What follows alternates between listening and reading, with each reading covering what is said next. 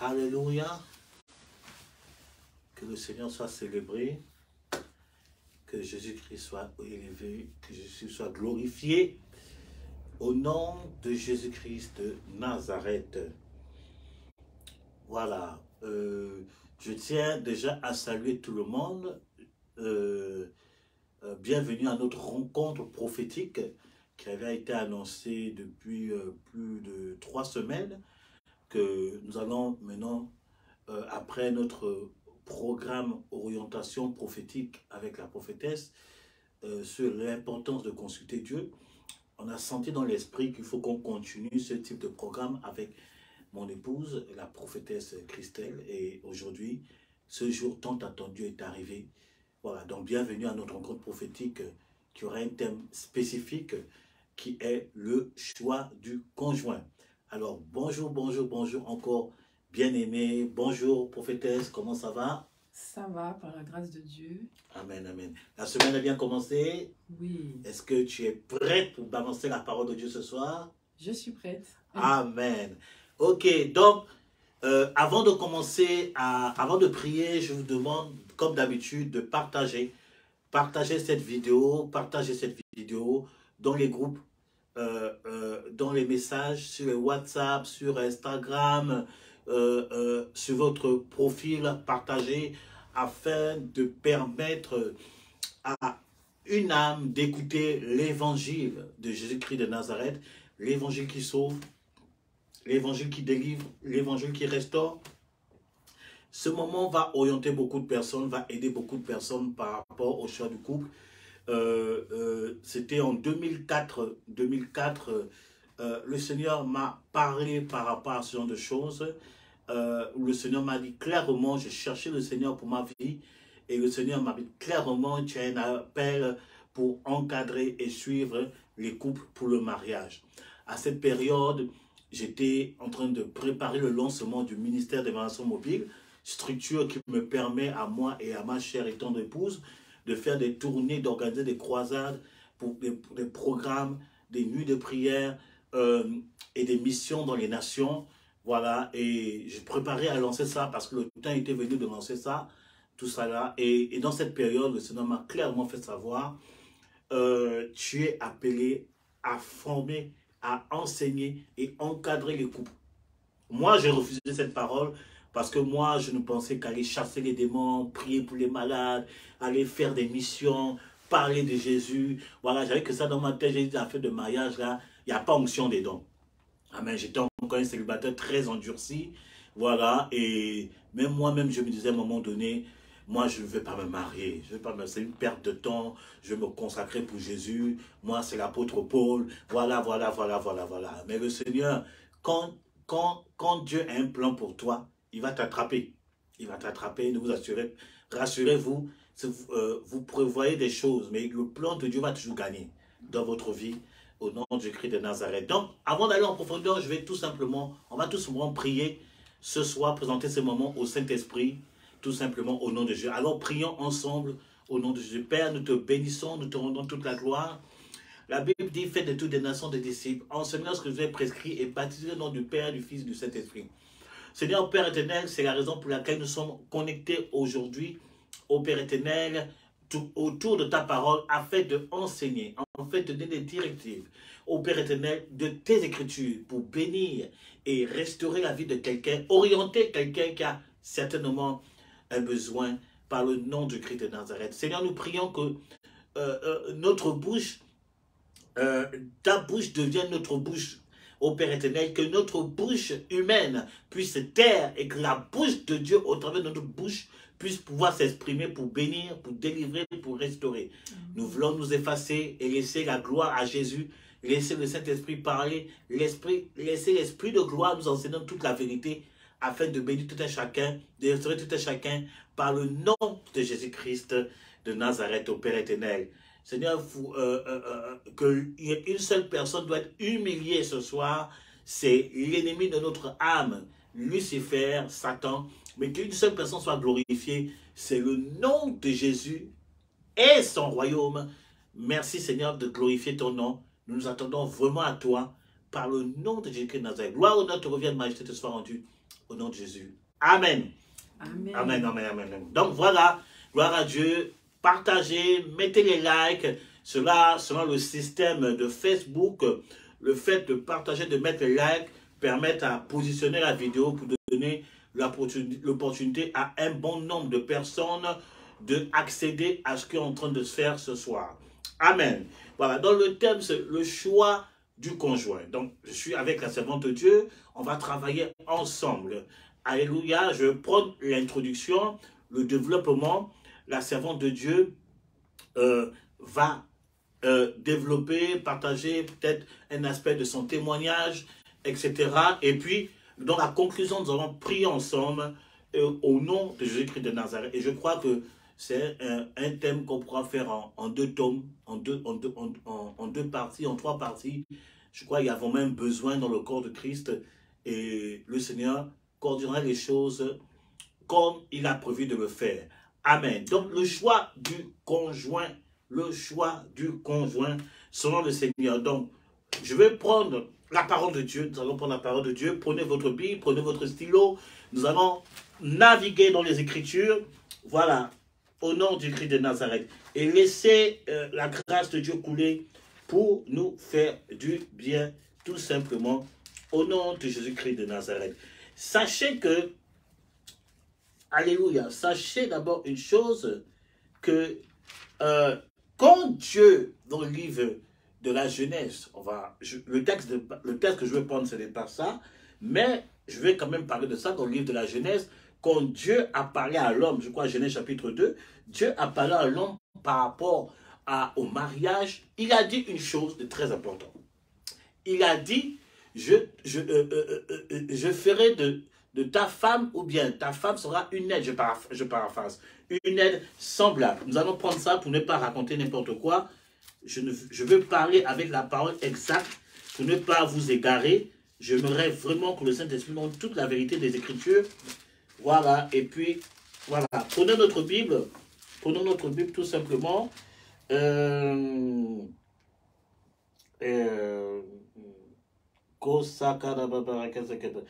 Genèse chapitre 2, on va commencer là par là. Ce n'est pas un texte que j'ai prévu, mais je sens dans l'esprit de parler de ça. Genèse chapitre 2, à partir du verset 18, il est écrit ceci. Genèse 2, 18, il est écrit ceci. Puis Dieu dit, il n'est pas bon que l'homme soit seul. Je lui ferai une aide semblable à lui. Dieu l'Éternel forma de la terre tous les animaux du champ et tous les animaux du ciel, et il les fit venir vers l'homme, etc. Et l'homme commença à nommer. Donc ici, Dieu dit une chose qui est très importante. Il a dit, il n'est pas bon que l'homme soit seul. Voilà, il n'est pas bon que l'homme soit seul. Il n'est pas bon qu'un être humain soit seul. Nous sommes tous appelés à vivre. Nous ne sommes pas appelés à vivre seuls. Voilà. Donc, moi, j'estime une personne qui aime trop rester seule, qui n'aime pas. Excusez-moi, je vais être bizarre dans cette réflexion. Il y a un décalage, il y a un problème. L'homme n'est pas appelé à vivre seul. Seul, d'abord, dans le domaine sentimental. Seul, dans le domaine aussi de les relations. L'homme est créé pour vivre en relation avec un autre homme. L'homme, quand je parle de homme, ça ira H, hein, voilà, c'est pas ce que vous croyez. L'homme est appelé à vivre en communauté, si je peux m'exprimer ainsi. L'homme n'est pas appelé à vivre seul. C'est vrai que il y a des moments où tu as besoin d'être seul. Oui, tu as besoin d'être seul pour réfléchir, pour préparer des choses, pour préparer la prochaine saison, pour mettre sur certaines choses. Oui, mais quand tu finis d'être seul, tu dois retrouver la communauté. Tu dois retrouver les personnes avec qui tu es en connexion pour pouvoir mieux avancer. Parce que avec seul, quand tu es seul, oui, tu pourras mieux écouter Dieu, bien percevoir, mais c'est avec les autres que tu vas pouvoir atteindre les objectifs.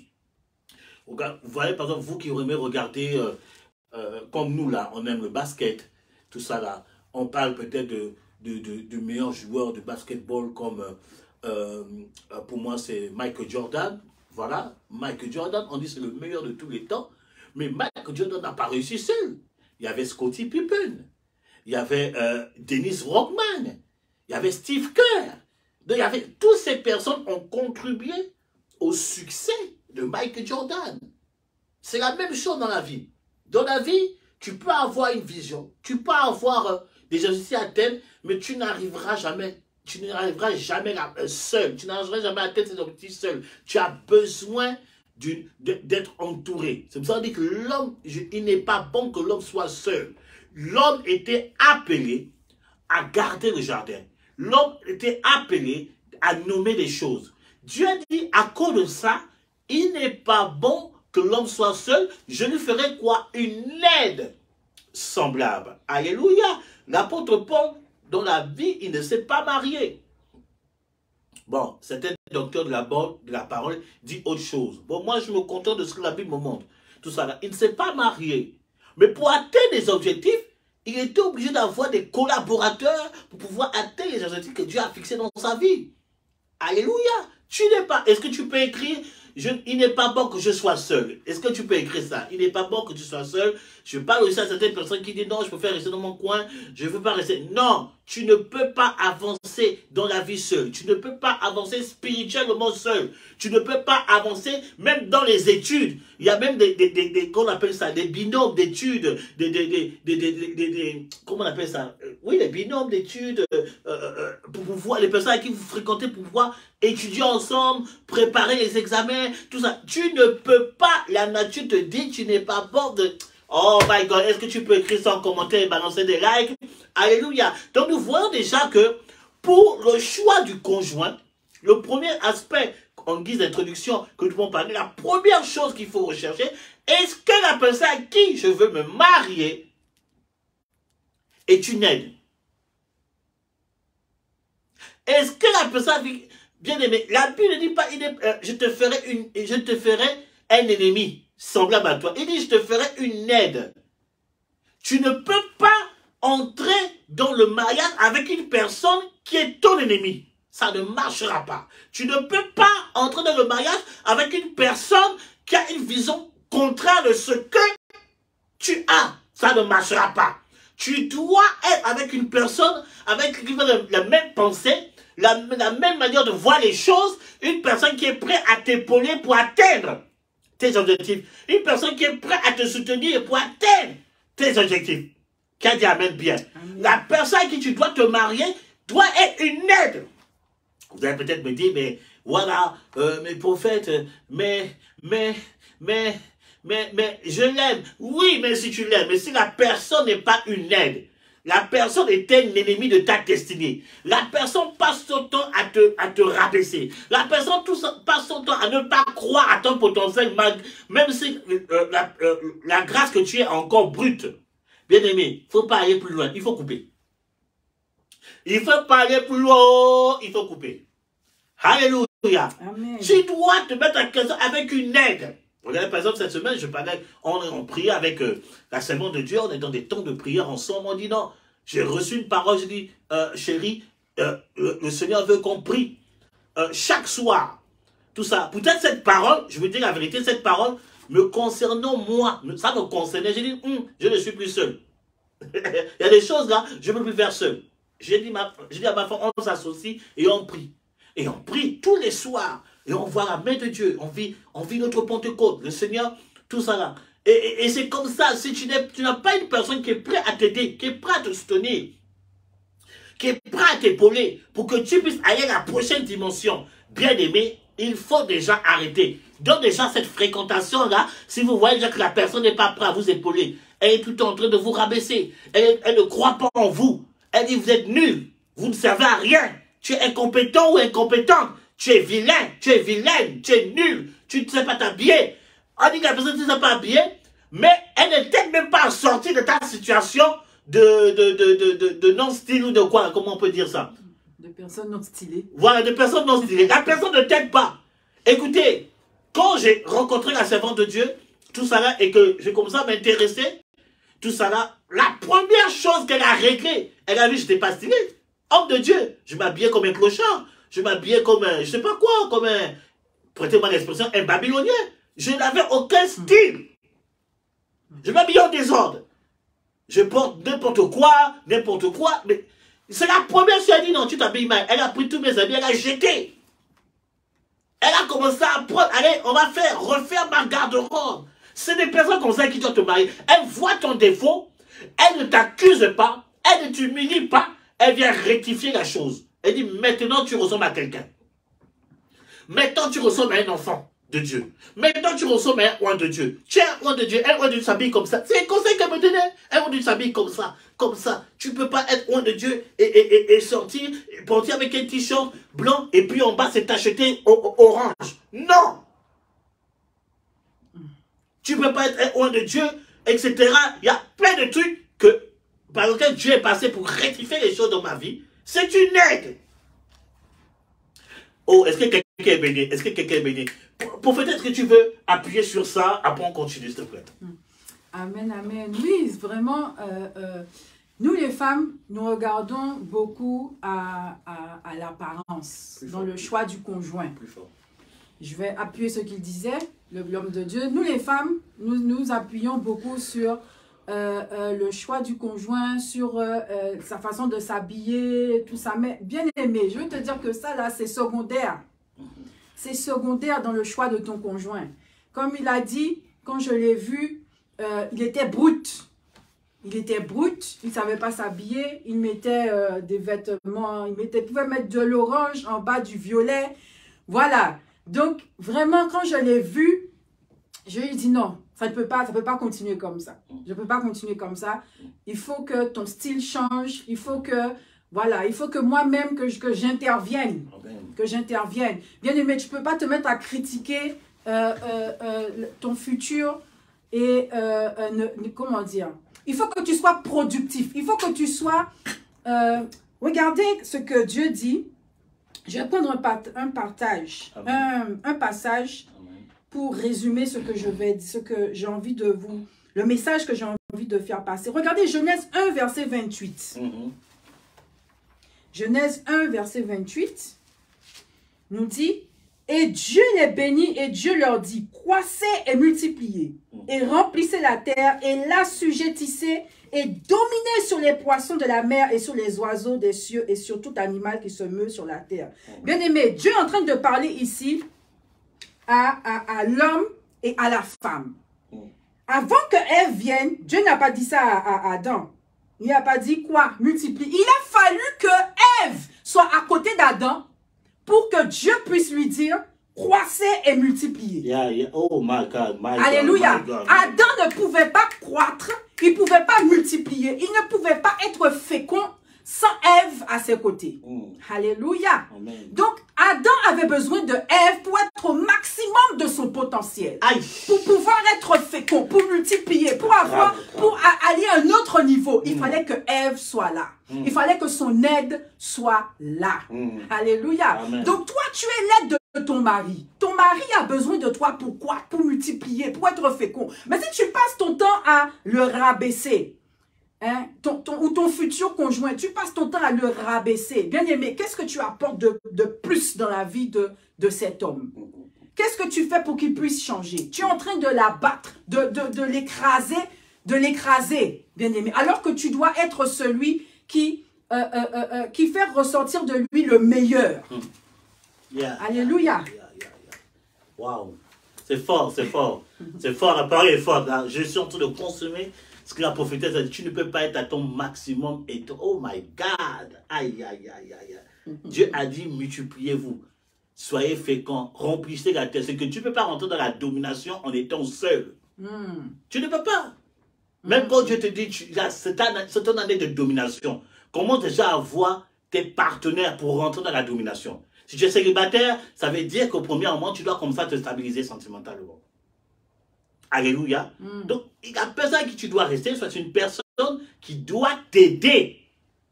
T'aider à entrer, t'aider à impacter, t'aider à bénir, t'aider à rentrer dans ton règne, selon la grâce de Dieu, t'aider à accomplir ta destinée prophétique.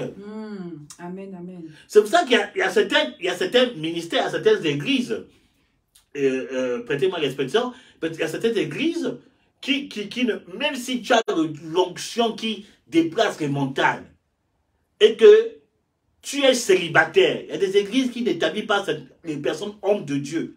qui ne les consacrent pas pasteurs parce qu'ils sont célibataires. Et ils disent aux gens, il faut d'abord que tu te maries avant de rentrer dans ton appel de pasteur.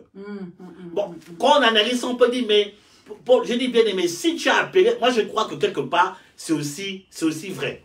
C'est aussi vrai, il faut qu'on discerne les choses. Je crois que c'est pas aussi mauvais. C'est pour dire que tu ne peux pas entrer dans le domaine de la domination, donc comme la prophétesse, dans le maximum de ta gloire, en étant seul. Il te faut une aide. Amen. Il te faut une aide. Oh, tu dois t'énerver ce soir. Il te faut une aide. Arrête de faire tourner cette sœur. Tout ça, il te faut une aide. Cette sœur est bien. Pourquoi tu la fais tourner? Pourquoi tu dis je réfléchis encore? Pourquoi tu vas voir ailleurs? Tu ne vois pas que depuis que tu es avec cette sœur, tu ne vois pas que depuis que tu es avec ce frère-là, les choses avancent dans ta vie? Allez, va jusqu'au bout. Va, marie-toi, va jusqu'au bout. Arrête de donner de l'espoir alors que tu vas bouffer. Écoutez, on a attrapé des jeunes serviteurs de Dieu, des jeunes chrétiens. Tout ça là, ils savent que cette personne est l'aide qu'il faut pour son ministère. Il dit, ok, il n'y a pas de problème, mais il fait attendre la fille. Mais entre-temps, il va avoir des relations avec d'autres femmes qui ont de l'argent. Mais bien aimé, c'est démoniaque. C'est démoniaque. Si tu es en ligne et tu fais ces choses, je suis en train de t'interpeller, il faut te repentir, il faut changer de vie, parce qu'après cette vie, il y a le jugement de Dieu qui arrive. Amen, amen. Alléluia. Oh, je sens l'onction de Dieu. Il te faut une aide. Arrête de faire attendre cette soeur. Marie-toi. Va à la mairie. Marie-toi. Depuis que tu es avec elle. Tu ne vois pas encore que c'est ta femme. Marie-toi. C'est pas la femme. Écoutez, il y a des choses qui se passent que parfois quand tu regardes dans les réseaux sociaux, je dis, mais Seigneur, où va le monde? Il y a une jeune fille, c'était en Côte d'Ivoire, qui voulait copier les choses qui se passent en Europe. Elle va au mall, je crois, il y a un truc qui s'appelle le mall en Côte d'Ivoire, si je ne me rappelle pas, les Ivoiriens, confirmez-moi si ça existe, oui, si le mall existe vraiment, je crois que c'est au mall, je ne me rappelle plus, je crois qu'on m'avait amené là-bas une fois, un grand centre commercial, tout ça là. Donc elle amène son chéri là-bas, et puis devant tout le monde, elle veut faire filmer, elle se met à genoux, elle veut donner une bague. Et son chéri regarde comme ça, il dit, qu'est-ce que tu fais? Elle dit, non, je te mets, est-ce que tu veux m'épouser? Le chéri l'a regardé, il a fait comme si elle n'existait pas, il a passé son chemin. Il dit, aujourd'hui tu m'oublies. Il est parti. Elle était là dans la honte. Mais frère, tu sais que c'est elle, mais elle veut provoquer la chose. Bon, moi je ne suis pas pour ça, moi je trouve ça bizarre, tout ça là, bon, chacun a sa révélation. Mais tu vois qu'elle est là. Pourquoi tu la fais encore attendre? Écoutez, je vais dire la vérité. Je vais dire une chose. Tu n'as pas besoin d'avoir des millions pour organiser un mariage. Tu n'as pas besoin d'avoir des millions pour organiser un mariage. Le plus important, c'est l'acte qui est fait. Vous êtes mariés, 1,7. Si vous avez 1000 €, organisez le mariage avec 1000 €. Si tu as 500 €, fais ton mariage avec 500 €.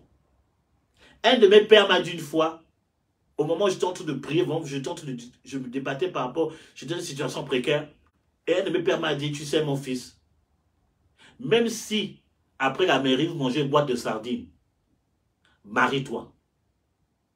J'étais choqué, je dis, mais comment il peut me sortir ça? Mais c'est après que j'ai compris. On est des enfants de Dieu. Quand tu vas poser le premier acte de foi, le Seigneur pourvoira aux choses que tu n'attends même pas. Si tu honores Dieu, Dieu va t'honorer. Je parle à quelqu'un, excusez-moi de parler ainsi, je parle à la personne, tu es avec une personne depuis. Tu aimes la personne. Quelle révélation tu attends encore? Écoutez, bien-aimés, dans le choix du conjoint, c'est vrai, nous sommes des enfants de Dieu. Dans la crainte de Dieu, tu veux consulter le Seigneur. Il n'y a pas de problème. Tout ça là. Mais Dieu parle aussi par la parole. En tant que prophète, j'ai vu des personnes venir me voir, prophète. Voilà, je suis avec, il y a un proposé, il vient de proposer, je ne sais pas, est-ce que c'est la femme de ma vie? Bien-aimé, soyons matures. On ne se marie pas par prophétie. Écris en commentaire. Est-ce qu'on peut le dire? On ne se marie pas par prophétie. Le Seigneur peut parler, il n'y a pas de problème. Mais ce n'est pas une loi. Il peut parler de manière exceptionnelle.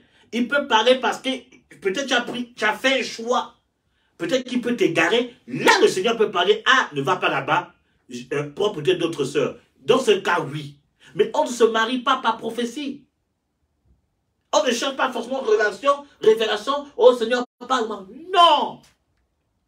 La Bible donne déjà des critères. Le premier critère qu'on a développé, c'est l'aide. Est-ce que tu sens que la personne est une aide? La personne peut t'épauler dans la tâche que le Seigneur te demande. Dans l'œuvre, la mission que tu as sur la terre. Dans les projets que tu vas mettre sur pied sur le Seigneur sur la terre. Dans les affaires, les business, tout ça là. Est-ce que vous avez les mêmes pensées? Alléluia. Amen. Ça, c'est déjà les critères. Ça, c'est déjà les signes. Si tu sens ça à la personne, que la personne t'aime, la personne t'honore, la personne te respecte, ok, il n'y a pas de problème. Pas besoin de révélation. Maintenant, si le choix, là, la personne est démon, Dieu va te parler. Il y a des personnes à qui, en tant qu'homme de Dieu, il y a même des pasteurs, il y a des personnes qui me disent, mes frères, en Dieu te dit la vérité. Je me suis marié avec cette personne, mais dans mon homme intérieur, je savais que je commettais une gaffe. J'étais pas en paix. Mais je disais non, c'était l'ennemi. Mais en fin de compte, j'ai découvert des choses. Mais il y a déjà la paix intérieure, tu as l'intuition, tu peux savoir que là, tu fais un mauvais choix. Est-ce qu'on peut aggraver la parole de Dieu ce soir? Alléluia. Écoutez ce que la Bible dit. Et après, je vais laisser la prophétesse faire son discours et puis on va prier ensemble. Je crois qu'on aura un deuxième thème. Regardez ce que Corinthiens dit. 1 Corinthiens chapitre 7. Je vous conseille de lire 1 Corinthiens chapitre 7. Tout le chapitre 7, ça va vous bénir par rapport au mariage. 1 Corinthiens chapitre 7, à partir du verset 39. Il est écrit ceci. Une femme. Ok, je laisse la prophétesse tombe sur la page. 1 Corinthiens chapitre 7, 39. Il est écrit ceci. Une femme est liée aussi longtemps que son mari est vivant. Mais si le mari meurt, elle est libre de se marier avec qui elle veut. Seulement, que ce soit dans le Seigneur. Amen. Amen. Ce qui m'intéresse ici, c'est le choix du conjoint. On dit qu'elle peut se remarier seulement que ce soit dans le Seigneur. Amen. Tu peux écrire en commentaire, je peux me marier seulement que ça soit dans le Seigneur. Tu ne peux pas être enfant de Dieu et tu es célibataire, tu veux te marier, tu vas avoir hors de la maison de Dieu. C'est impossible. C'est impossible. Parce que, je vais vous choquer, si tu te maries hors du Seigneur, si tu ne te maries pas dans le Seigneur, en d'autres termes, la personne qui n'est pas dans le Seigneur avec qui tu veux te marier a un autre maître. Jésus n'est pas son maître. Il y a un autre maître. S'il est dans le monde, le prince du monde, c'est qui? C'est l'ennemi. Bien aimé, il n'y a pas de demi-mesure. Il n'y a pas de personne, je suis au milieu. Non. Soit tu es avec le Seigneur, soit tu es avec l'ennemi. Si la personne n'est pas dans le Seigneur, son maître, c'est le diable. Et même si la personne est bien, la personne est douce, tu te maries avec la personne. Je parle du cas où tu es célibataire. Hein. Du cas où tu es célibataire, Jésus rentre dans ton cœur, tu sais le Seigneur et tu veux te marier. Dans ce cas, marie-toi dans le Seigneur. Ne va pas prendre dehors. Parce que ça devient déjà une mode aujourd'hui. Des personnes qui sont consacrées au Seigneur, ils veulent se marier, ils vont voir dehors, hors de la maison de Dieu. Pour dire non, je vais évangéliser la personne, je l'amènerai à Christ. Bien aimé, c'est pas toi qui vas l'évangéliser, c'est la personne qui va t'évangéliser. Parce que quand il faudra faire les temps de jeûne, la personne ne comprendra pas ça. Quand il faudra aller en mission, la personne ne comprendra pas ça. Quand on va vous convoquer à l'église pour les retraites, la personne ne comprendra pas ça. La personne dit, mais c'est quoi ce mari? C'est quoi cette sœur? Tout le temps elle est à l'église, tout le temps elle est à l'église, tout le temps elle est à l'église. La personne ne comprendra pas ta vie de consécration. Et là, tu vas créer un combat inutile dans ta vie. Et c'est là où vous venez voir les pasteurs, prie pour la conversion de mon mari, prie pour la conversion. Bien aimé, moi j'ai pris la résolution de lui prier pour des cas comme ça. Tu t'es mis là-bas, tu vas gérer la chose toi-même. Oh. Est-ce que j'ai menti, prophétesse? Est-ce que tu peux parler par rapport à ça, ce que je viens de dire? Se marier dans le Seigneur. Oui, c'est important de se marier dans le Seigneur. Quand Dieu a créé la terre, il a mis Adam dans le jardin d'Éden. Amen. Et ensuite, il a formé la femme et lui a dit, tu seras son aide. Alléluia. Et il dit d'abord à Adam de travailler, alléluia, de cultiver la terre, alléluia. Et ensuite, il met Ève avec Adam pour cultiver la terre, pour s'occuper du jardin. Ça parle de quoi? Ça parle du ministère. Ça parle du service de Dieu. Bien-aimé, on se marie pour servir Dieu. Amen. Alléluia. Quand tu te maries, tu ne te maries pas pour voyager. Alléluia. Pour vivre en conte de fées, pour avoir ta maison, tes enfants, pour toi-même. Alléluia. Mais tu te maries pour le Seigneur. D'abord. D'abord pour le Seigneur. Et moi et le serviteur de Dieu et moi, on s'est mis d'accord avant notre mariage. Il m'a fait asseoir et il m'a dit, est-ce que tu es OK avec moi? On se marie, mais c'est pour servir Dieu. Je lui ai dit oui. Nous étions dans le même état d'esprit. Pourquoi? Parce que moi, depuis que j'ai donné ma vie au Seigneur, j'ai dit au Seigneur, Seigneur, si je me marie, c'est avec quelqu'un qui te sert. Quelqu'un qui me booste dans ma foi. Quelqu'un avec qui on pourra te servir et qui va vraiment comment dire ça? Me booster dans ma foi, me booster dans mon amour pour toi, quand me pousser à te servir. Alléluia. Et c'est vraiment important, vous savez, avant le mariage, avant quelconque choix de ton conjoint, de prier comme ça devant le Seigneur. Amen. De décrire au Seigneur comment tu aimerais que ton conjoint soit. Parce que tu te maries, alléluia. Mais, bien aimé, le mariage, c'est quelque chose d'important. Et beaucoup badinent avec le mariage. Beaucoup ne prennent pas au sérieux. Et c'est au sérieux le mariage. Or, c'est un sujet qui est très, très, très important pour le Seigneur. Très, très, très important pour le Seigneur. Alléluia. Une femme peut détruire le ministère d'un homme de Dieu. S'il ne fait pas le bon choix, une femme peut détruire le ministère de l'homme de Dieu. Alléluia. Donc, ta vie même peut être détruite à cause d'un choix, de mauvais choix que tu aurais pu faire. Alléluia. On se marie pour servir Dieu. Quel est l'état d'esprit de l'autre qui est avec toi? De quoi parle-t-il dans ces sujets de conversation? Est-ce qu'il parle de l'œuvre de Dieu? Est-ce qu'il te dit, ma chérie, j'aimerais qu'on fasse ça, qu'on aille, par exemple, en mission, que j'aimerais, voilà mon appel. Qu'est-ce que Dieu te dit par rapport à ton appel? Que vous mettez en commun ce que Dieu vous a dit par rapport à votre appel. Que vous discutiez. C'est vrai, vous allez discuter aussi de votre foyer, comment vous allez éduquer les enfants. Mais avant tout, comment allez-vous servir Dieu? Quel est l'appel de l'un de l'autre? Comment vous allez vous arranger déjà? Parce que dans le mariage aussi, vous savez, avant le mariage, on a beaucoup de temps pour prier, pour chercher la face de Dieu. Mais vous savez, il faut déjà vous entendre et vous dire, oui, pendant notre mariage, il faudrait qu'on ait des temps aussi de prière pour chercher la face de Dieu. Qu'on s'arrange déjà avant. Comment nous allons servir Dieu? Alléluia. Si la femme est dans une église, que toi tu es dans une autre église, où est-ce que, mettons-nous en accord, où est-ce qu'on va prier? Qu'est-ce que Dieu veut? Alléluia. C'est très, très, très important. Bien-aimé, on ne se marie pas pour soi-même, pour son propre bonheur. Alléluia. On se marie pour servir le Seigneur. En tant qu'enfant de Dieu, on se marie premièrement pour servir le Seigneur. Amen. Amen. Que Dieu soit béni. Alléluia. Donc c'est pour ça qu'il dit donc, que ce soit dans le Seigneur.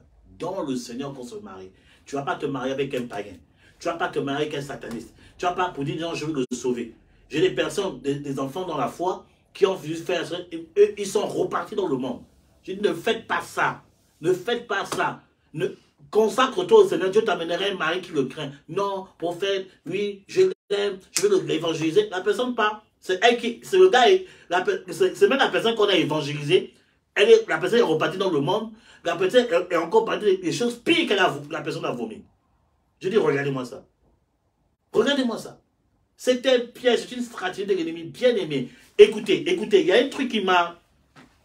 En lisant les Écritures, en méditant pour ce moment, il y a une chose qui m'a marqué, bien aimé. Il y a une chose qui m'a marqué. Donc, quand on dit on se marie pour servir le Seigneur, ça ne veut pas dire, bien aimé, oh, il faut qu'on fasse un autre direct pour parler de ça.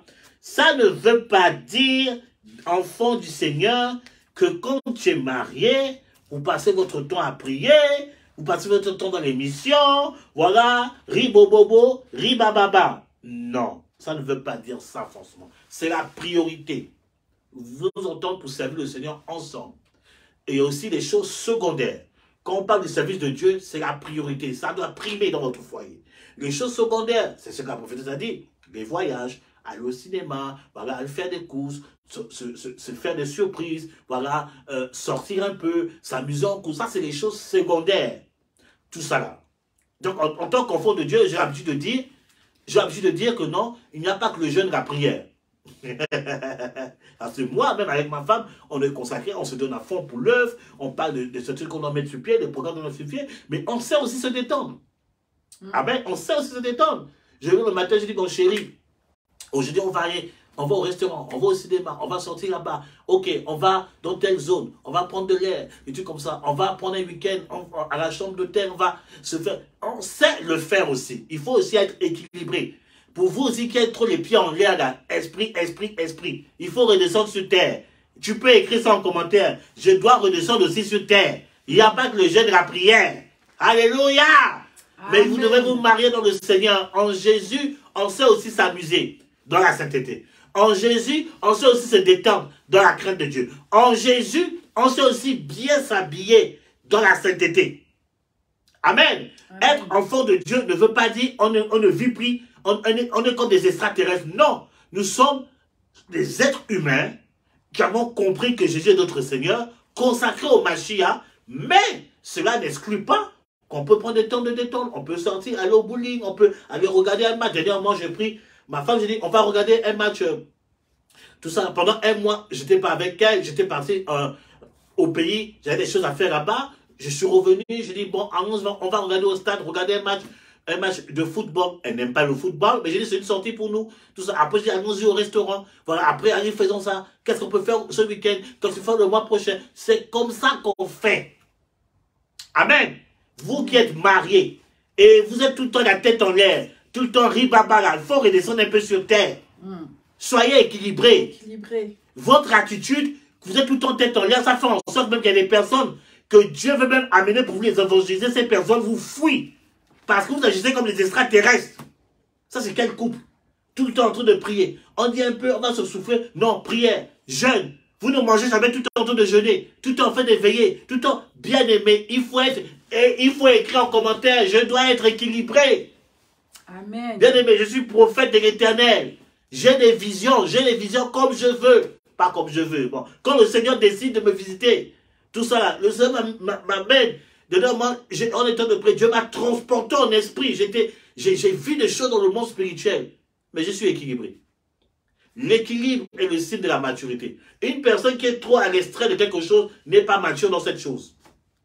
Une personne qui passe son temps à prier, tous les jours, prier, jeûne, prier. Vous êtes à la maison comme si vous êtes en retraite pendant toute une année. Vous ne sortez jamais en train de prier. Ribaba. C'est quelle affaire? A écrit, je dois être équilibré. Alléluia. Être dans le Seigneur ne veut pas dire que non, on ne vit plus. Jésus a dit que nous sommes dans ce monde, mais nous ne sommes pas du monde. Nous sommes dans ce monde. On a appelé à régner dans ce monde. Arrête de croire que après tu vas aller au ciel. Tu ne partiras pas au ciel. Tu vas revenir sur la terre, nous dit la Bible. Il faut être équilibré. Donnons envie aux gens qui ne connaissent pas le Seigneur de devenir chrétiens. Donnons aux autres couples, donnons aux jeunes de devenir chrétiens. Nous sommes dans le Seigneur. Jésus était équilibré. Quand vous voyez la vie de Jésus, quand vous voyez les vies des apôtres, ils étaient équilibrés, consacrés, mais équilibrés. Écoutez, l'un des exemples que Paul prend pour parler de la consécration, pour parler de choses, même pour parler de la vie spirituelle, il parle de quoi? De tout ce qui se passait dans les arènes de Rome, les trucs de combat, les gladiateurs, les trucs comme ça. Mais comment Paul était au courant de ça? Paul aimait regarder ces combats. Si on transportait ça à notre époque, il aimait regarder les MMA, eh bien UFC, et choses de combat, de bataille, et il s'inspirait de ça pour donner les enseignements à l'église. Donc Paul était consacré, mais il y avait des choses qu'il aimait sur la terre. Bon, Jésus, quand il parle des exemples dans ses prédications, il s'appuyait beaucoup sur l'économie, sur l'agriculture. Si on transpose ça dans notre époque, Jésus aurait aimé regarder France 5.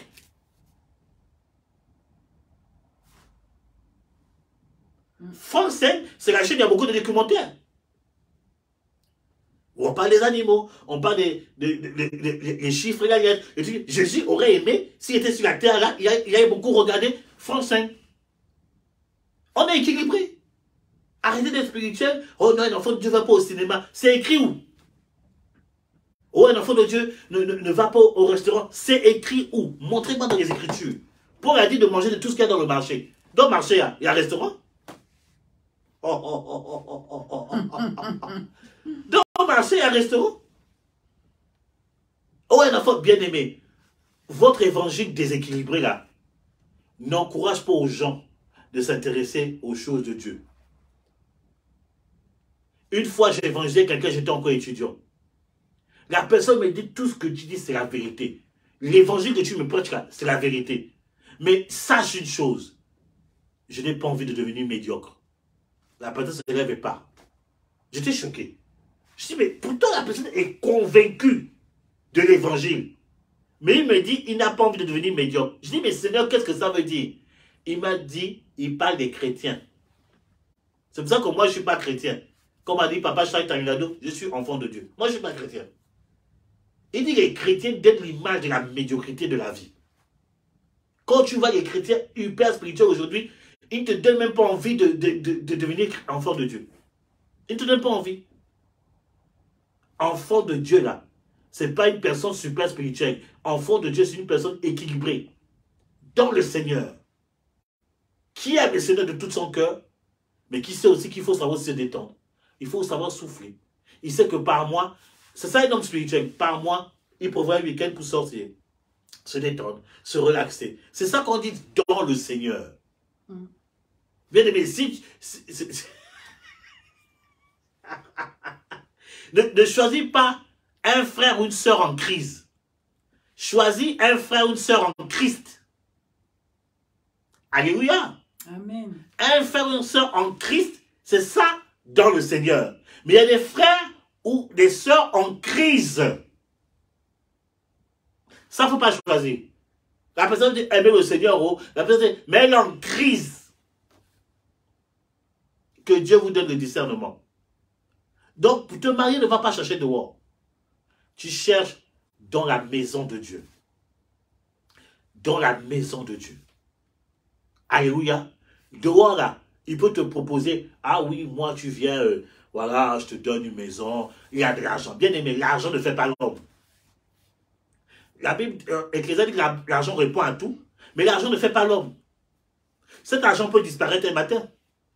J'ai connu des personnes qui avaient de l'argent, mais une crise est arrivée, ils ont tout perdu. Ils ont tout perdu. Mariés, leur femme leur a même laissé parce qu'ils n'avaient plus d'argent. Et la personne est là, recommence tout à zéro. Et la personne t'explique, voir est-ce que tu peux prier pour moi. Or, la personne, quand elle avait l'argent, te prenait de comme ça. Maintenant, elle est déjà un pour t'écouter. Je dis, hé Seigneur, l'argent ne fait pas l'homme. Ce n'est pas l'argent, c'est Dieu qui fait. L'argent est important, mais c'est Dieu qui fait l'homme. Amen. Donc, quand tu veux te marier avec un frère ou une soeur, ne pas d'abord regarder la poche. Et il y a beaucoup de personnes qui tombent sur le piège. Moi, je ne veux pas rentrer, je ne veux pas être avec un frère. Oui, il n'a rien dans sa poche. Mais le frère, là, il n'a rien pour l'instant. Demain, tu ne sais pas ce qu'il va devenir.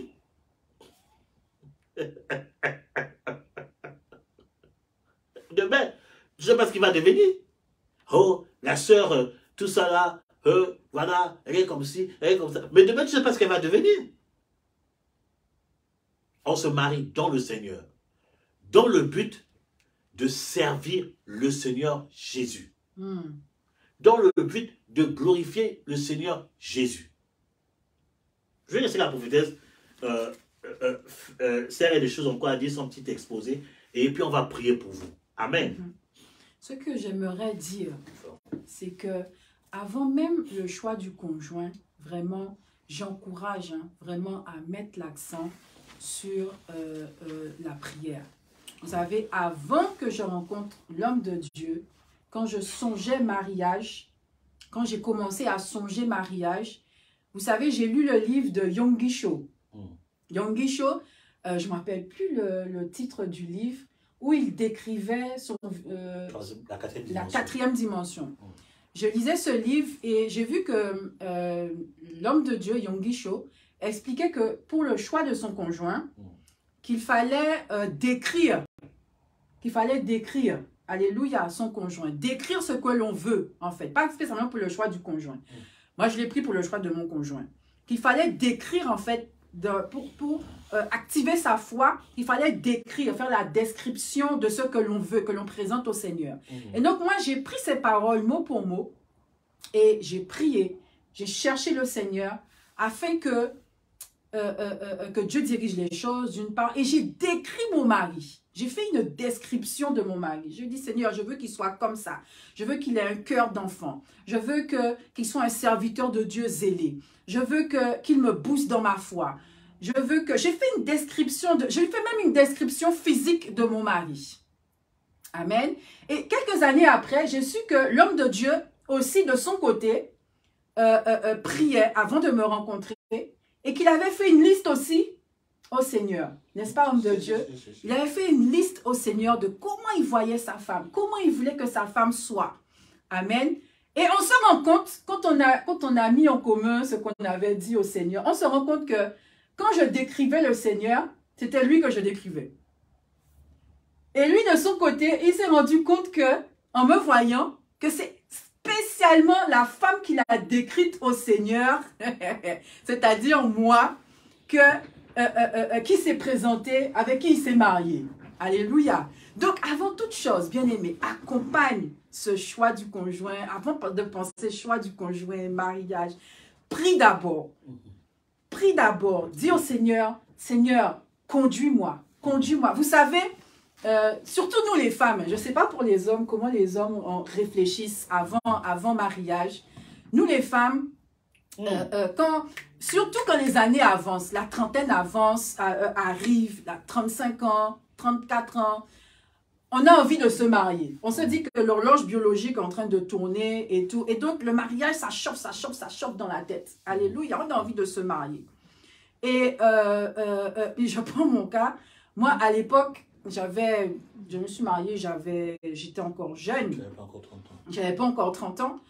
Et de mon côté, vraiment, je commençais à bouillonner. Je disais, Seigneur, non. Quand je voyais les couples, je disais, non, Seigneur, quand est-ce que ça va m'arriver? J'écoutais des chants. Il y avait un chant que j'écoutais beaucoup où l'auteur décrivait, où je me suis reconnue dans ce qu'il disait, où il disait, je vais me marier, que quand il va se marier, qu'il sera avec son épouse, qui vont comment dire ça?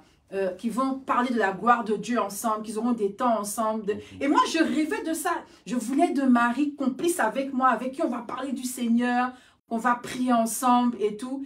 Et vraiment, j'étais arrivée à un stade où, même quand j'allais à l'église, ou bien, c'était devenu une obsession pour moi. Quand j'allais à l'église, ou bien dans un mariage, bien aimé, je me sapais, parce qu'on ne sait pas, on ne sait jamais, hein, si je peux trouver mon époux là-bas. On ne sait jamais, bien aimé. Toi qui aspires au ton mariage, sois toujours propre, présentable. Tu peux taper à l'œil de quelqu'un, tu peux taper à l'œil de quelqu'une. Alléluia. Continue, prophète. Donc, je me disais, non, il faut que je me sape. Et puis, quand j'arrivais à l'église, non, là, vraiment, j'exagérais quand même. Hein. Je regardais les célibataires. Je me disais, celui-là, il peut être bien. Ou bien dans les mariages, je me disais, celui-là, je regardais, je me disais, il peut être bien comme mari, il est bien, il est stylé, il est bien et tout. Alléluia. Donc, on arrive à un stade, nous les femmes, je ne sais pas si tu te reconnais là-dedans, hein, si tu es célibataire, si tu te reconnais là-dedans, mais avant, hein, bien aimé, c'était comme ça que ça se passait dans ma tête. C'était comme ça. Mais on se demande, mais où est-ce que je vais le rencontrer? Comment ça va se passer? On se fait une scène, bien aimé. Mais ce que j'aimerais dire à quelqu'un, c'est de ne pas s'inquiéter pour tout ça. Amen. Vous savez, l'entremetteur des entremetteurs, c'est Dieu.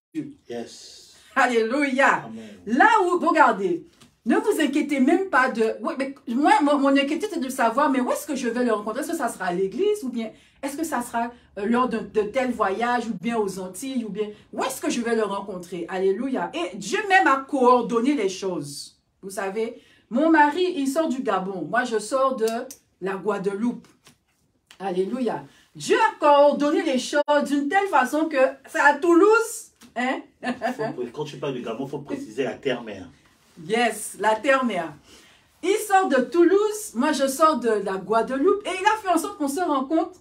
Qu'est-ce que je raconte? Que moi je sors de la Guadeloupe, que lui il sort du Gabon et qu'on se rencontre à Toulouse. GG. Alléluia. Oui, vous savez, il n'y a pas de limite. Amen. Oui, il n'y a pas de limite. Hein? Je sais que certaines femmes se posent beaucoup de questions, mais comment il va être? Comment je vais le reconnaître? Bien aimé, quand Adam a vu Ève, il a reconnu. Amen. Dieu a été l'ordonnateur, l'entremetteur entre Adam et Ève. Alléluia. Amen. Ève était de son côté. La Bible dit que Dieu a conduit Ève vers Adam. Adam même, il était, la Bible dit que quand il a vu Ève, il a dit, voici, cette fois-ci, l'os de mes os, la chair de ma chair. C'est-à-dire que Adam même, dans son côté, il était dans la présence de Dieu, mais en même temps, son cœur bouillonnait. Il cherchait un peu partout pour voir, mais où est ma Ève? Alléluia. Et Dieu a fait en sorte d'emmener Ève vers Adam et que Adam la reconnaisse. Que dans sa recherche, qu'il la reconnaisse. Et qu'il dise, voici l'os de mes os, la chair de ma chair. Alléluia. Bien-aimé, ne t'inquiète même pas du lieu de rencontre. Ne t'inquiète même pas de savoir est-ce que je vais le reconnaître. Mets ta confiance au Seigneur. Amen. Prie. Prépare cette rencontre. Prépare cela. Regardez, on va prendre l'exemple des 10 vierges. La Bible dit que parmi ces 10 vierges, il y en avait 5. Alléluia. Qui ont préparé la venue de l'époux. Et qui avait une lampe avec de l'huile. Je paraphrase le verset. Et l'huile représente la prière. Et ils ont préparé la rencontre dans la prière. De l'époux dans la prière. Elle ne savait pas quand est-ce que ça allait se passer. Quand toi, tu ne sais pas quand est-ce que ça va se passer. Alléluia. Mais elles ont préparé cette rencontre dans la prière. Alléluia. Première chose, la prière. Deuxième chose, bien aimé, dans le choix du conjoint, renseigne-toi d'abord comment se passe, c'est quoi le mariage? Alléluia. Moi, avant de me marier, j'ai fait des recherches, j'ai cherché Dieu pour savoir qu'est-ce que Dieu attend de nous dans le mariage. Qu'est-ce que le mariage? Quel est mon rôle en tant que femme, en tant qu'épouse dans le mariage? Alléluia. Je me suis fait former par Dieu avant de rencontrer l'homme de Dieu. Avant le mariage, avant de mettre mes pieds là-dedans, je me suis fait former auprès de Dieu. Bien-aimé, ne te précipite pas. Et j'ai témoigné du fait que j'étais aux aguets. Alléluia. Mais vous savez, c'est à partir du moment où j'ai dit au Seigneur, Seigneur, tout ça là, je mets ça de côté. Je vais te chercher premièrement. Amen. Parce que mon premier époux, c'est toi. Celui que je dois plaire en premier, c'est toi. Alléluia. Donc, à un moment donné, j'ai mis tout ça de côté. J'ai arrêté d'être distraite par ce sujet de mariage. Alléluia. Et je me suis concentrée sur le Seigneur. Et c'est lorsque je me suis concentrée sur Dieu, quand Dieu a vu que mon cœur était sur lui maintenant, c'est là où il a emmené l'homme de Dieu. Alléluia. Bien-aimé, des fois, tu es tellement distraite. Alléluia, par le mariage. Mais tu ne mets pas le primordial en premier. Le primordial, c'est Dieu. Yes. Alléluia. C'est Dieu qui a organisé la rencontre. C'est Dieu qui ne met pas la charrue avant les bœufs. Alléluia. Cherche d'abord le Seigneur. Mets ta confiance. Cherche à développer ta relation avec le Seigneur. C'est en cela que lorsque tu verras l'homme que Dieu a mis là pour toi, c'est en cela que ton esprit sera prêt à voir cet homme. Alléluia. Adam était dans la présence de Dieu.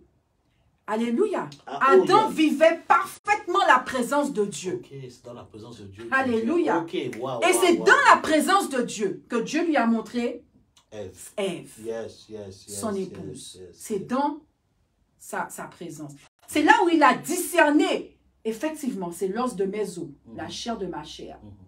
C'est là où il a pu discerner cela. C'est parce qu'il a préparé, il était dans la présence de Dieu. Amen. Ne mets pas la charrue avant les bœufs. Cherche Dieu d'abord. Sois dans la présence de Dieu d'abord. Bien-aimé, c'est là où certainement tu ne vas pas te tromper dans ton choix. Parce que Dieu ne le permettra pas. Parce que tu auras dit au préalable, Seigneur, guide-moi. Seigneur, montre-moi. Ouvre mes yeux sur cet homme. Ouvre mes yeux sur cette femme. Alléluia. Et certainement, Dieu répondra à ta prière. Amen. Alléluia. On va finir par ce texte. Voilà, dans Genèse chapitre 24.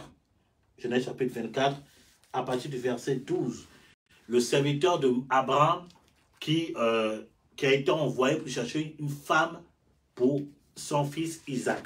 Regardez la prière pour confirmer ce que la prophétesse a dit. Regardez la prière du serviteur d'Abraham. Genèse chapitre 24, verset 12. Genèse chapitre 24, verset 12. Écoutez la prière. Prenez votre Bible et lisons ensemble. Il est écrit ceci. Et il dit, Éternel, Dieu de mon Seigneur Abraham, fais-moi, je te prie, rencontrer aujourd'hui ce que je désire. Premièrement. Et use de bonté envers mon Seigneur Abraham. Voici, je me tiens près de la source d'eau, et les filles des gens de la ville vont sortir pour puiser de l'eau. Que la jeune fille à laquelle je dirai, penche ta cruche, je te prie, pour que je boive, et qui répondra, bois, je te donnerai aussi à boire à tes chameaux, soit celle que tu as, soit celle que tu destines à ton serviteur Isaac. Vous voyez que le serviteur d'Abraham a fait une prière pour rencontrer la femme de Isaac, tout ça là. La prière qu'il a fait, il a décrit les critères. Vous voyez, vous avez vu qu'il n'a pas décrit la forme physique d'abord. Il a décrit d'abord les critères. Que ce soit une femme déjà, une travailleuse. Amen. Parce qu'elle dit qu'elle allait donner de l'eau à ses chameaux. Il y avait 10 chameaux. Parce que les chameaux, si je ne me trompe pas, les chameaux ont peut-être, si je me rappelle bien, si je ne me trompe pas, au moins 10 litres dans leur truc, je ne sais pas, je ne me rappelle plus. Mais dans les environs, au moins 10 chameaux avec 10 litres, elle les a servis. Donc il voulait d'abord voir, Seigneur, une femme qui travaille, une femme qui a un cœur de servante. Il a décrit les critères caractériels, les critères spirituels. Et c'est une femme comme ça qu'il faut au fils de mon serviteur. Parce qu'il connaissait le travail, il connaissait la position d'Isaac, il connaissait la femme dont il avait besoin pour pouvoir travailler dans le ministère, dans l'appel qu'il avait prévu. Il fallait une femme, une travailleuse. Il fallait une femme respectueuse. Parce qu'on utilise le mot soumission. Soumission, c'est pas que quand tu parles à la femme, elle doit dire oui à tout ce que tu dis. Non. La soumission veut dire, Paul l'a expliqué plus tard, quand il parle de soumission, il parle de respect. Une femme qui respecte son mari. Amen. La soumission, c'est pas elle est ton esclave. Fais ci, elle fait ça. Fais ça, tout ça. Tu cries cela, tais-toi. C'est pas ça la soumission. Ça, c'est de l'esclavage. Dieu n'a pas sauvé une femme pour que la femme la traite comme une chienne. Non. La femme, c'est ton aide. Elle dit une aide semblable. Une aide semblable. Semblable. Semblable. Semblable. Ça veut dire que non, la femme que tu vas prendre, tout ça là, est identique à toi sur le plan spirituel. Elle est semblable. C'est une partie de toi, mais au féminin. C'est pour ça que j'appelle parfois ma femme mon autre moi. Donc ça, c'est Stéphane en féminin. Oh my God, my God, my God. Donc si le fait que je crie tout le temps sur ma femme, tais-toi, sois soumise, obéis. En fait, je suis en train de me maltraiter moi-même. Oh. Ah ben, c'est une être semblable. En fait, c'est toi au féminin. Comment? Donc il a décrit les critères qui correspondaient à la vision que Dieu a donnée à son serviteur. Donc quand tu pries, selon la prophétesse, quand tu pries, ne prie pas d'abord, non Seigneur, que ce soit un beau mec de 2,80 m, voilà, avec des lèvres pulpeuses, des abdos, des muscles, oui, là, des plaquettes chocolatées, bien une femme, Seigneur, qui a une grosse poitrine. C'est pas d'abord ça. Ça, c'est la chair. C'est d'abord des critères caractériels et les critères spirituels pour pouvoir t'aider à remplir dans ta destinée prophétique. Qu'elle amène bien. Amen, amen. Bien aimé, on ne se marie pas pour la chair d'abord, on se marie pour accomplir une destinée prophétique. Yes. C'est pour ça que la Bible dit que nous faisons de toutes des nations. Nation qui veut dire familia, en d'autres termes, c'est les familles, les couples, des disciples. C'est pour ça que la première attaque de l'ennemi sur la terre, c'est d'attaquer un foyer. Parce que Dieu veut répondre sa gloire au travers des familles. Crois au Seigneur Jésus, toi et ta famille sera sauvée. Moi et ma famille sera sauvée. Vous voyez un peu les choses comme ça. Donc Dieu compte sur les couples pour pouvoir répondre sa gloire. Et l'ennemi le sait, il va vous amener des personnes qui vont vous distraire. Donc ce sont des critères caractériels et des critères, comment dirais-je, spirituels d'abord. Mais le reste c'est secondaire. Même si la femme est maigre, donne les vitamines, elle va grossir. Amen. Je suis désolé. Voilà. Ton mari est gros, fais-lui du sport, fais-lui un régime, il va maigrir. Donc, c'est d'abord de ça, c'est pour la destinée, accomplir une destinée prophétique. Écoutez bien aimé, et je vais finir par là parce qu'on va prier pour vous maintenant. Je vais finir par un point où, bien aimé, même si tu es convaincu que c'est la personne ou c'est l'homme ou la femme de ta destinée, si vous n'êtes pas officiellement marié, tu n'as pas le droit de coucher avec la personne. Aujourd'hui, les chrétiens du 21e siècle se permettent certaines choses. Non, mais on va se marier, non. On peut commencer, non. Si tu le fais avant le temps, tu en trouves ouvrir les portes à l'ennemi contre votre destinée. Ça, c'est un autre enseignement qu'on partagera peut-être prochainement. On parlera des ennemis les ennemis des foyers. On va voir ça avec la prophétesse. On fera un autre direct, on parlera de ça. Pourquoi il ne faut pas coucher avant de se marier? Pourquoi il ne faut pas le faire? Alléluia. Oh, dis amen fort, dis amen fort. Balance des gars, balance des gars, balance des gars. Donc, il ne faut pas, il faut se priver, attendre jusqu'au mariage. Voilà, pour commencer à goûter. Bon, selon certaines personnes, ils appellent ça le fruit défendu. Je dis, bah, enfin, bref. Ça, c'est leur expression, mais amen. Voilà, donc tu n'as pas le droit de coucher avec la personne que tu dis que tu aimes. Si vous n'êtes pas marié, vous n'avez pas le droit de toucher. Cela, si vous le faites, vous ouvrez les portes. Dommage, il y a des frères qui le font. Dommage, il y a des serviteurs de Dieu qui le font. C'est dommage, tout ça là. On a eu le temps d'encadrer certaines personnes, dit ne le faites plus. Tu ne peux pas dire que tu es enfant de Dieu et tu vis dans la fornication. Non, tu dois fermer cette porte. Tu dois fermer cette porte. Et je vais finir par ce point et puis on va déclarer des prières pour vous. Est-ce que le prophète Guy est connecté? Je ne sais pas, j'ai vu une vision sur lui. Prophète Guy, si tu es là, j'ai une parole du Seigneur pour toi. Si tu es là, fais-toi signe. Donc, surveillez s'il est là. Je vais finir une parole par ce verset. Aujourd'hui, c'est l'introduction du programme. On va faire pourquoi il ne faut pas un autre truc. Et voilà, on va toujours dans Corinthiens. C'est une phrase qui m'a interpellé dans Corinthiens et j'aimerais partager ça avec vous et on va prier avec la prophétesse pour vous. S'il est là, dites-moi. S'il est là, il faut me faire signe. J'ai reçu une parole pour lui. Pendant que la prophétesse parlait, j'ai une vision sur lui. S'il n'est pas là, je vais l'écrire après. Il est écrit ceci. 1 Corinthiens chapitre 7, verset 28. Alléluia. 1 Corinthiens chapitre 7, verset 28.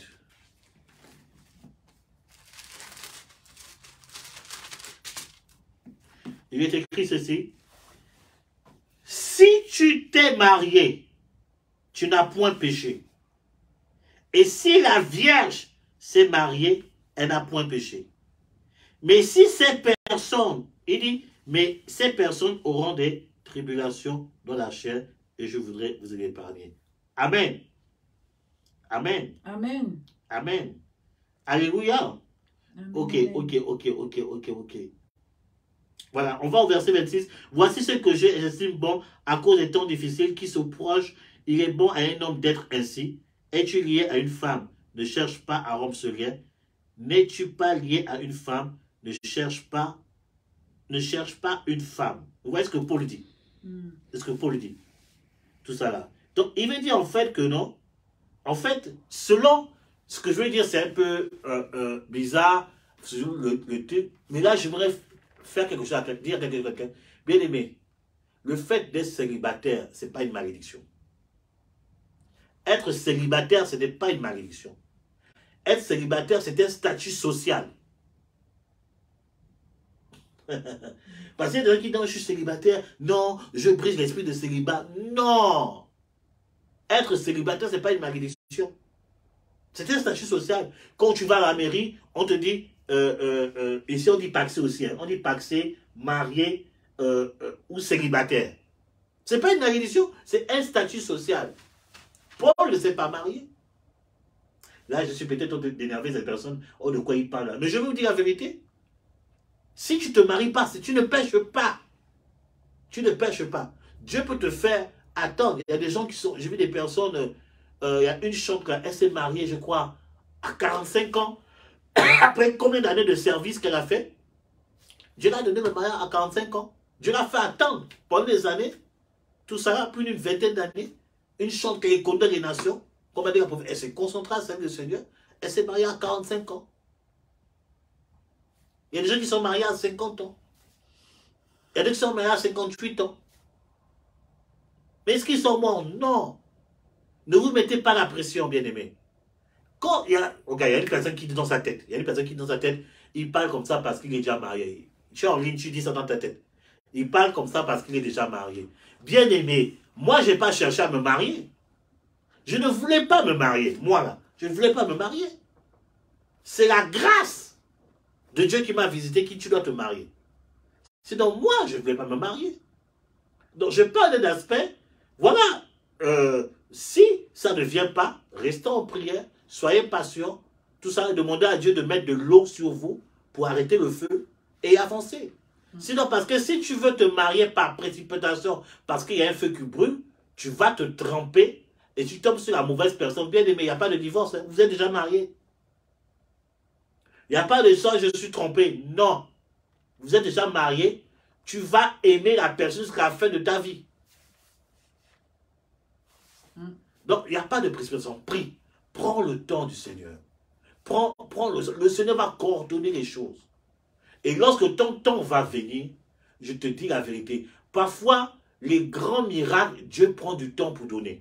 Parce que c'est le meilleur que Dieu te donne. Quand Dieu te donnait un bon foyer, il prend du temps à préparer le miracle, te préparer le colis. Donc, sois patient dans la prière, sers le Seigneur, et tu verras la grâce de Dieu. Il est connecté, il est connecté, non, il n'est pas connecté, donc je vais écrire en aparté. Alors nous allons prier pour vous. J'espère que cette première partie vous a béni. Tout ça, on fera un autre direct où on va expliquer pourquoi il ne faut pas avoir des rapports sociaux avant le mariage. On va expliquer ça avec la Bible. Amen. Toi qui en attends, j'espère que les conseils avec les Écritures qu'on vous a donnés vous a quand même donné la lumière. Ça donne le temps de mieux prier. Amen. Même si tu as 2, 3 prétendants, tout ça là, ça te permet de mieux prier. Tout ça, de mieux truc. Si tu as une personne que tu aimes, vous allez commencer à goûter le fruit. Tu vas commencer à dire, on arrête. Je vais vivre dans la crainte de Dieu. Tout ça là. Donc, on a essayé de toucher vite tous les aspects pour pouvoir vous orienter. Voilà. Et si tu es déjà marié et en écoutant les enseignements, tu te dis, je me suis trompé, c'est trop tard.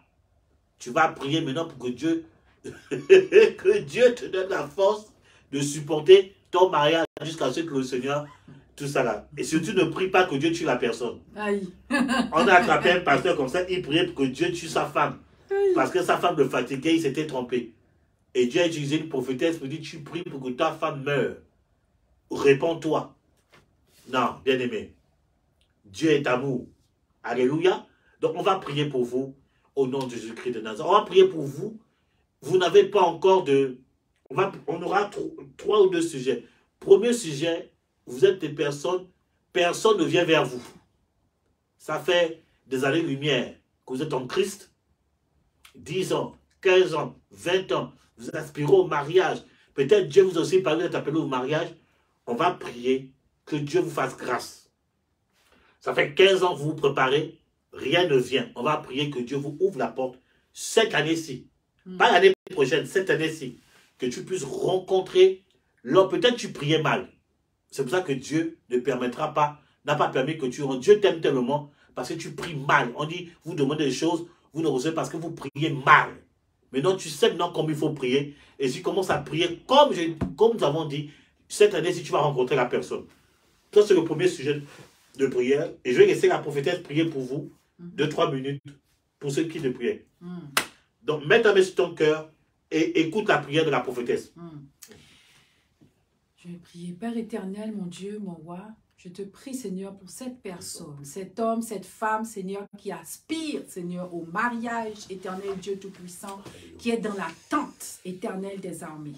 Merci, Seigneur, d'étendre tes mains. Seigneur, que cette année, Seigneur, que sa situation, Seigneur, change dans le nom puissant de Jésus-Christ de Nazareth. Seigneur, que cette personne trouve, Seigneur, son Adam, trouve, Seigneur, sa Ève, trouve, Seigneur, la personne, Seigneur, qui a été formée, Seigneur, pour elle, pour lui, éternel Dieu Tout-Puissant. Au nom de Jésus-Christ de Nazareth, Seigneur, que les portes du mariage s'ouvrent, Seigneur, pour cette personne, dans le nom de Jésus-Christ de Nazareth. Seigneur, si ce problème est spirituel, Seigneur, je viens ôter le voile, Seigneur, qui empêchait, Seigneur, qu'on la voie, éternel Dieu Tout-Puissant. Et je déclare que cette personne brille, éternel des armées. Que cette personne brille, éternel de mille feux, dans le nom puissant de Jésus-Christ de Nazareth. Seigneur, que la boue qui était sur elle, Seigneur, que le voile qui était sur lui, Seigneur, soit ôté maintenant dans le nom puissant de Jésus-Christ de Nazareth. Au nom de Jésus, je déclare que la grâce du mariage, Seigneur, soit son partage.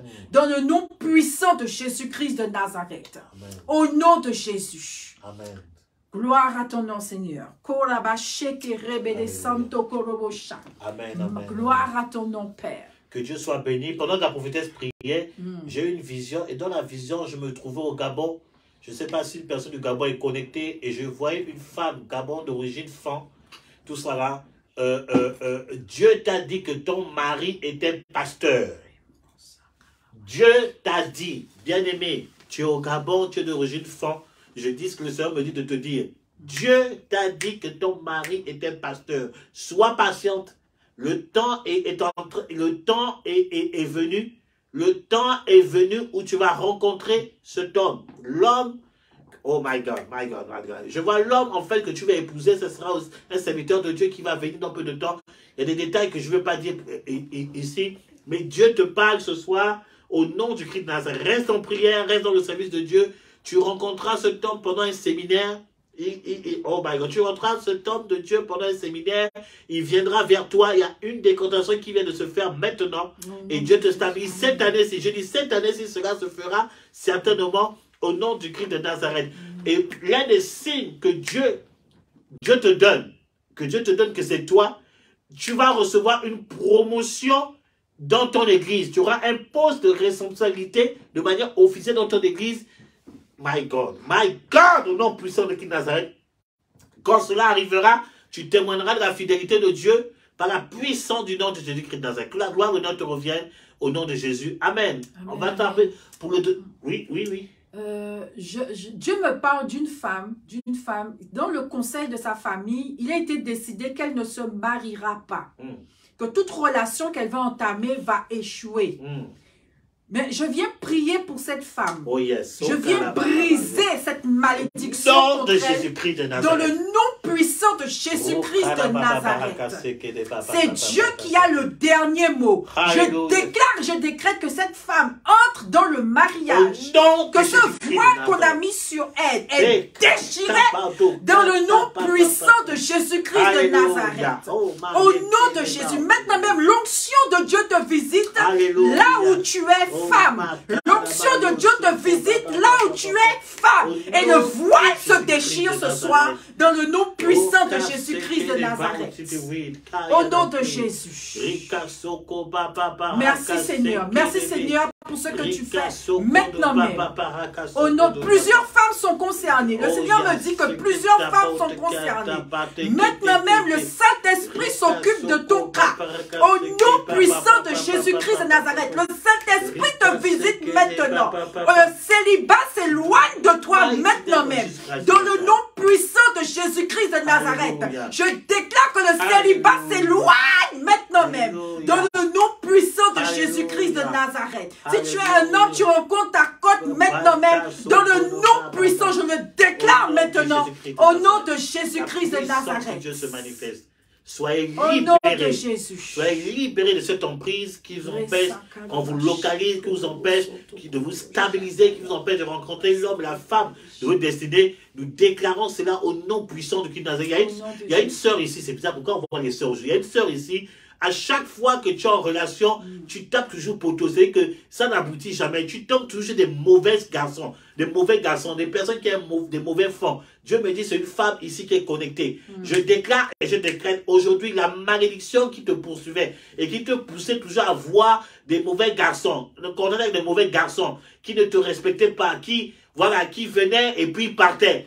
Aujourd'hui, cette malédiction tombe au nom puissant de Christ de Nazareth. Je remplace cette malédiction par la bénédiction de l'Éternel au nom puissant de Christ de Nazareth. Je vois une autre femme qui est d'origine berbère, on dit berbère là, chez nos parents arabes, tout ça là. Je vois une femme qui est d'origine berbère. Il y a des paroles qui ont été dites contre toi par des rites mystiques, des rites de sorcellerie contre ta stabilité. Oh my God, contre ta stabilité sentimentale.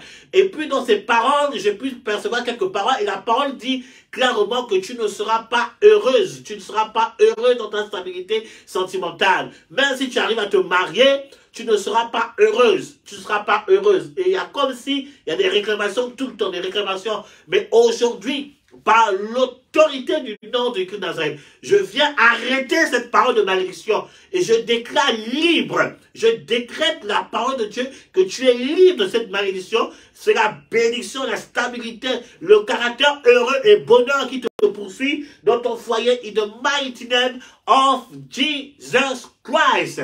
Alléluia. On va prier pour ceux qui sont déjà avec leur préposé, mais qui sont encore en train de prier. Avant, homme de Dieu, Dieu me parle d'une femme. J'ai vraiment à cœur de parler de ça. Dieu me parle d'une femme qui, dans ses pensées, quand on entend mariage, elle se dit non, je ne suis pas assez belle. Je ne suis pas, elle se dévalorise. Hey. Voilà. Dieu me dit de te dire que tu es une merveilleuse créature. Amen. Alléluia. Que tu es une perle, que tu as de la valeur. My God. Et Dieu dépêche cet homme qui va te revaloriser. Amen. Qui va te redonner cette envie d'aimer, de t'aimer. Alléluia. Amen. Dieu emmène cet homme vers toi dans le nom de Jésus-Christ de Nazareth. Je déclare que ton cœur soit guéri. Amen. La guérison de ton cœur. Parce que ça vient des blessures passées. Je déclare la guérison de ton cœur maintenant même, au nom de Jésus-Christ de Nazareth. Au nom de Jésus. Alléluia. Que le Seigneur guérisse ton cœur. Que le Seigneur relève ta tête. Amen. Au nom de Jésus-Christ de Nazareth. Alléluia. Tu es belle. Tu es belle. Amen. Tu es une merveilleuse créature. Tu es belle. Ne laisse pas l'ennemi te tromper. Amen. Alléluia. On va prier pour ceux qui sont avec leur proposé. Tout ça là. Mais depuis là, la personne ne veut pas aller jusqu'au bout. Comme si la personne est bloquée, non. Il veut juste être avec toi, mais sans quelque chose de sérieux. On va prier pour vous. Si la personne ne veut pas que Dieu l'écarte de ta vie et que Dieu t'amène la bonne personne qui va te respecter, qui va t'honorer, qui va aller jusqu'au bout en respectant la parole de Dieu, au nom puissant du Christ de Nazareth. Tout ça. Je prie ce soir-là, c'est moi qui prie pour ça. Je prie ce soir, au Père, que tous les présentants qui sont attachés à ta vie et qui te prennent comme de la récréation, mais qui ne veut pas aller plus loin. Ils te promettent des choses, mais ça n'avait pas plus haut. Je déclare et je décrète que ces personnes-là, s'ils ne prennent pas au sérieux, qui te lâchent, maintenant au nom du Christ de Nazareth, qui sort de ta vie, au nom puissant de Jésus-Christ de Nazareth. Oh my God, my God, my God, my God, my God. Aujourd'hui, Dieu te sort de cette situation. Aujourd'hui, Dieu te sort de cette situation. La personne est venue par un chemin, elle va repartir par 7 chemins. Amen. Au nom du Christ de Nazareth. Et j'appelle une restauration que la personne a perdu, les années qu'elle a perdues avec toi. J'appelle que Dieu t'amène la bonne personne. Il ou elle, hein, la bonne personne. La personne avec qui vous devez bâtir quelque chose. La personne avec qui vous devez servir le Seigneur ensemble. Pour la seule gloire de ton nom. Pendant que je prie comme ça, j'entends dans mon esprit Hermine, Hermine, Hermine, Hermine, Hermine, Hermine, Hermine. Dieu est en train de sortir Hermine de cette situation de couple bizarre. Il te sort de cette situation, il te restaure au nom puissant de Nazareth. C'est fini la bassesse, c'est fini ce temps d'humiliation, c'est fini, tu es même la risée du monde. Les gens se moquent de toi, les gens se moquent de toi. Mais aujourd'hui, Dieu arrête cela, il remplace les années que tu as perdues par quelque chose de bon. Par une relation stable, une relation auquel vous avez servi le Seigneur, une relation avec laquelle vous devez, my God, le nom puissant de Christ de Nazareth. Merci Saint-Esprit de Dieu. Merci Saint-Esprit de Dieu. Pour ta grâce, pour ta faveur, au nom puissant de Christ de Nazareth. On va prier pour le dernier sujet. On va prier pour ceux qui sont en couple. On va demander à Dieu, selon Romains 5,5, que Dieu réveille l'amour qui s'est peut-être affaibli. Réveille l'amour, la galanterie, la romance selon le Seigneur dans ce foyer. Au nom puissant de Christ de Nazareth. Et je vais dire la prophétesse de prier pour ça. Et on va dire Amen. Oh, Père éternel, mon Dieu, mon roi, je te prie, Seigneur, pour ce couple. Pour ce couple, Seigneur, oh Dieu, qui vit, Seigneur, comment dire, une baisse de tension, Père éternel, dans leur foyer, dans les sentiments, Seigneur, Père, je te prie vraiment de visiter ce couple, d'attiser, Seigneur, la flamme, Seigneur, dans ce foyer, dans le nom puissant de Jésus-Christ de Nazareth. Merci, Seigneur, de restaurer les cœurs. Beaucoup de blessures, je vois beaucoup de blessures dans les cœurs. Mais je prie, Seigneur, maintenant même, que les blessures, Seigneur, soient guéries dans le nom puissant de Jésus-Christ de Nazareth. Que ces couples qui ont vécu des blessures, Père éternel, qui se sont blessés l'un et l'autre, Seigneur, que ces couples soient restaurés. Que les blessures, Seigneur, soient guéries. Dans le nom puissant de Jésus-Christ de Nazareth. Merci Seigneur pour la restauration des foyers, pour la restauration des couples. Dans le nom puissant de Jésus-Christ de Nazareth. Que la romance soit leur partage. Alléluia. Seigneur, que l'intimité soit leur partage. Seigneur, dans le qu'ils se redécouvrent, éternel Dieu Tout-Puissant. Comme au premier jour, que l'amour revienne. Au nom puissant de Jésus-Christ de Nazareth. Merci Seigneur d'agir, Seigneur, dans ces couples. Au nom de Jésus. Au nom de Jésus. Je priais pour un monsieur, un frère. Tout ça là. J'ai vu, pendant la prophétesse parlait, j'ai vu un frère, tu es avec ta femme, et ta femme, c'est comme si tu ressens du dégoût vis-à-vis de ta femme. C'est qu'elle, comme si elle ne t'attire plus. Depuis un moment, tu le remarques. Et l'Esprit de Dieu me dit, c'est un démon qui habite ton cœur. C'est un démon qui habite ton cœur. Et ce démon vient des malédictions qui viennent du côté de ton père. Tout ça là. Je peux demander à Dieu de me donner le nom de la personne, mais par respect, je ne dis pas le nom de la personne. Mais c'est un démon qui habite ton cœur et qui vient du lien de ton père. Aujourd'hui, entends cette parole. Mets la main sur ton cœur. Mets la main sur ton cœur. Dieu va opérer une délivrance maintenant. C'est un démon, c'est un esprit humain de sorcellerie qui a été mis dans ton cœur pour que tu ne sois pas stable. C'est que tu ailles de homme, de femme à femme. Tout ça, tu te maries, après tu divorces. Tu te maries, après tu divorces. C'est un démon qui vient du côté de ton père. Bien-aimé, mets ta main sur ton cœur. À partir de maintenant, aujourd'hui, je chasse cet esprit. Oh my God. Au nom puissant de Christ de Nazareth, j'ordonne à cet esprit humain de libérer ton cœur. Au nom puissant de Christ de Nazareth. Cela aussi peut concerner une femme.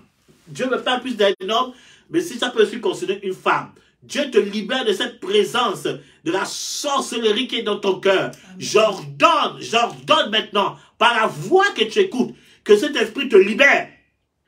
Maintenant, au nom puissant de Jésus-Christ de Nazareth, au nom puissant de Christ de Nazareth, tout ce qui a été fait dans la vie de ton père et qui est en train de s'attacher à toi, aujourd'hui, cela tombe. Pendant que je prie pour toi, en même temps, je prie pour que Dieu délivre ton père.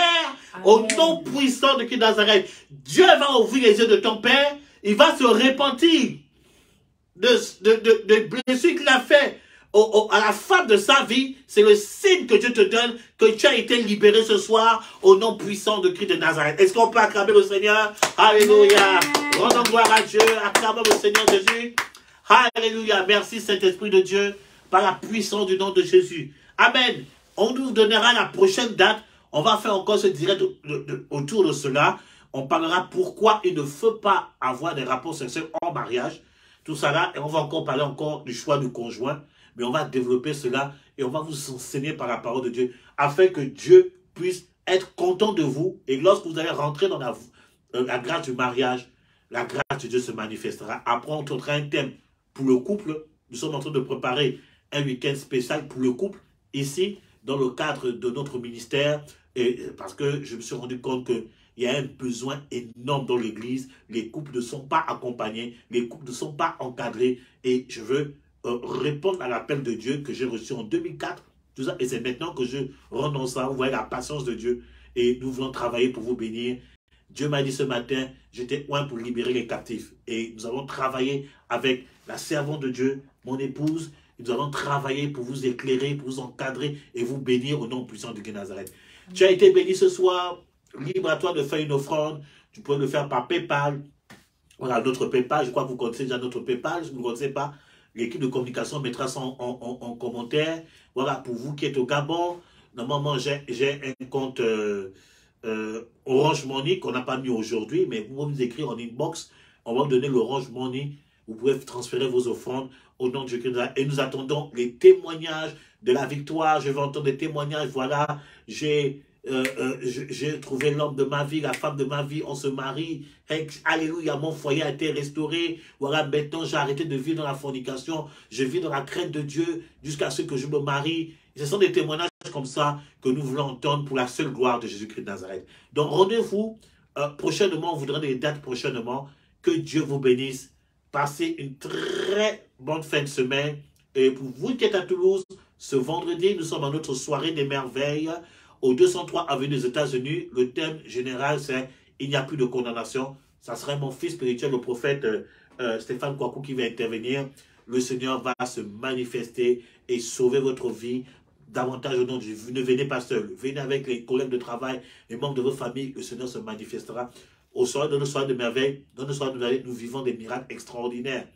Alléluia, des délivrances extraordinaires. Alléluia. Une femme qui avait un AVC, nous avons prié pour elle. L'AVC a été réglé à l'instant même. Dieu est glorifié. Amen.